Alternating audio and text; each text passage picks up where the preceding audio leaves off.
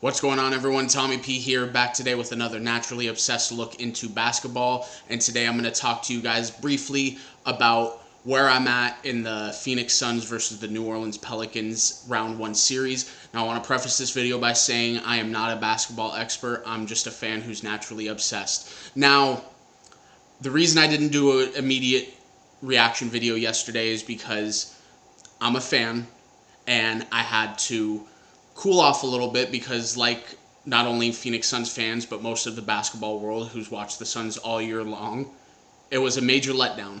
One of, if not the worst defensive effort we've seen from the Phoenix Suns all year. Coach Monty Williams even went on record saying that was the worst defensive effort he's seen since he's been the Phoenix Suns head coach. So I always want to come at you guys with rational, genuine, authentic criticism and analysis and not be reactionary. So I took a day, thought about everything the way I would for any other series in the NBA playoffs, and I'm here to tell you why, even without Devin Booker, we are going to coast through the remainder of this series. Now, the news about Devin Booker is, of course, very unfortunate.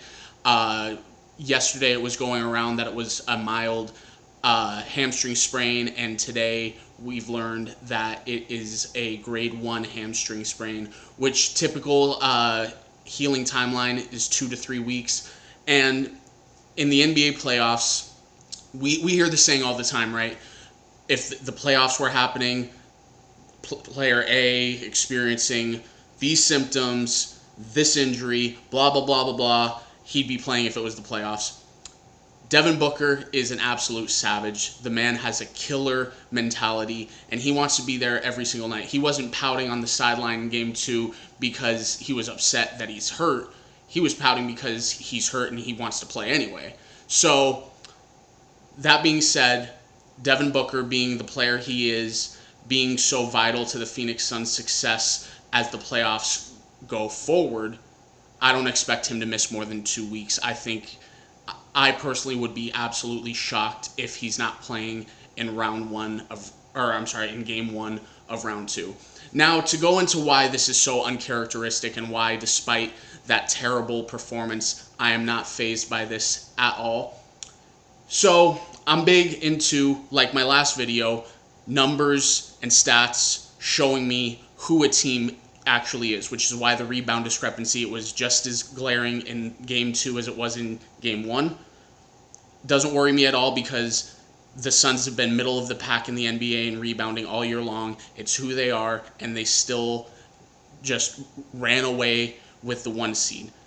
So, in Game 2, the Pelicans shot 56.7% from the 3. Phenomenal. Even for the best three-point teams, that's phenomenal.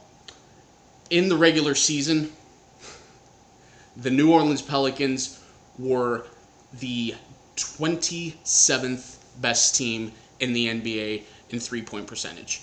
Out of 30. 27 out of 30. I think it's very safe to say they were just hot, and they were riding the Suns' early mistakes and not being able to get back on track for the entire game, rode it to a very convincing victory, and I would be willing to bet that that doesn't happen again. That will not happen again. This is who the Pelicans are. Second, as I said, that defense was absolutely atrocious the entire game. And in the NBA, as far as defensive ratings go, the Phoenix Suns are the 10th best defense in the entire NBA, and transition stats show that they're even better than that. So, that being said, Monty Williams has been outcoached by Willie Green these first 2 games. Ask yourself one question. Based off what we know now, who do you trust more to make adjustments at this point? Willie Green or Monty Williams? No question at all. Monty Williams. There's going to be a lot asked of Landry Shamet. There's going to be a lot asked of Cameron Johnson for the remainder of this series. I personally think, I was talking over with a friend yesterday, I believe that based off of the cold shooting we've seen from Jay Crowder, that Torrey Craig should be getting more minutes. Jay Crowder, us Suns fans, and if you Jay Crowder's been a whole bunch of places throughout his NBA career. If you've watched him out before he got to Phoenix, Jay's just a streaky shooter. He's going to have 3, 4, maybe even 5 straight games of being ice cold like he's been in Game 1 and Game 2. But then you put up with that because he's going to give you 3, 4, 5 games where he's shooting 70%, 75% from the field. Can't miss a 3. So you have to live with the bad because the good's coming. And what he's brought to this team on defense, it was incredible, the performance he had in Game 1 defensively. And he didn't have quite as good as a performance in Game 2, but he still was one of the better he had a better defensive game than my Defensive Player of the Year pick in Mikal Bridges.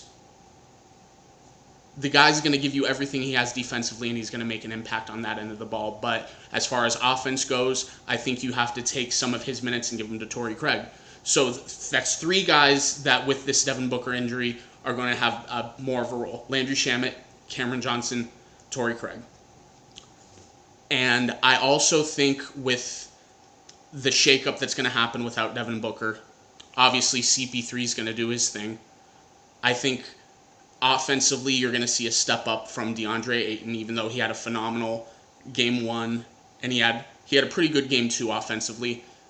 Did a little bit better on the rebounding. Still got outworked on that end by Jonas Valanciunas, but the biggest key offensively and who I think is going to step up is Mikal Bridges. Mikal Bridges is going to be the difference maker offensively for the rest of this series, in my opinion. And I'm going to continue to evaluate each game as it occurs. I'm going to continue telling you what I think as the adjustments are being made. And I still originally said I liked the Suns in 5. I still like the Phoenix Suns to win in 5 games. Thanks for watching, guys. I'll talk to you next time. Bye.